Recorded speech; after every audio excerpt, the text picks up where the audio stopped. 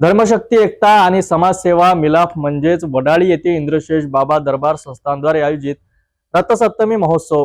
आज या महोत्सवाची दिंडी पालखी सोहळ्याने थाटात समारोह करण्यात आला आहे। या सोहळ्यात वारकरी भजनी मंडळी, कीर्तन, धार्मिक अनुष्ठान आणि विविध सामाजिक उपक्रमाचा सहभाग दिसून आला। चला जाणून घेऊया या महोत्सवाचा खास क्षण। वडाळी येथील इंद्रशेष दरबार संस्थानाच्या वतीने आयोजित रथसप्तमी महोत्सव व भागवत ज्ञान यज्ञ सप्ताहाचा दिंडी आणि पालखी सोहळ्याने समारोप झाला।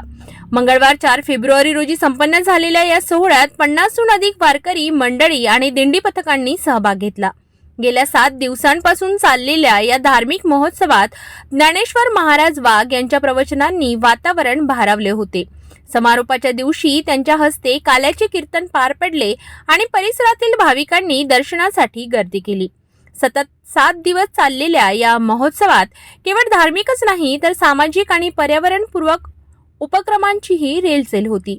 1 फेब्रुवारीला जिल्हा सामान्य रुग्णालयाच्या रक्तपेढीच्या उपस्थितीत रक्तदान शिबिर आयोजित करण्यात आले। विशेष म्हणजे अनेक जोडपेही रक्तदान करण्यासाठी पुढे सरसावली। 2 फेब्रुवारीला गरजूंसाठी वस्त्रदानाचा उपक्रम राबवला गेला। 3 फेब्रुवारीला वृक्षप्रेमींना विविध प्रजातीच्या झाडांचे वाटप करण्यात आले। 4 फेब्रुवारी मंगळवारी दिंडी आणि पालखी सोहळ्याने महोत्सवाला एक वेगळेच रंगतदार वळण दिले। मार्गावर ठिकठिकाणी भाविकांनी फुलांचा वर्षाव, पूजन आणि त्या स्वागत केले।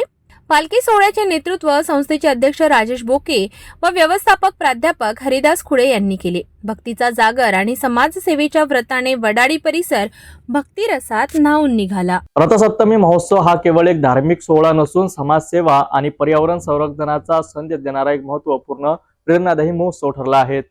वारकरी परंपरेचा वारसा आणि समाजहिताच्या उपक्रमाचा मिलाफ येथे अनुभवायला मिळाला। अशाच भक्तिमय आणि प्रेरणादायी घडामोडींसाठी पाहत रहा सिटी न्यूज।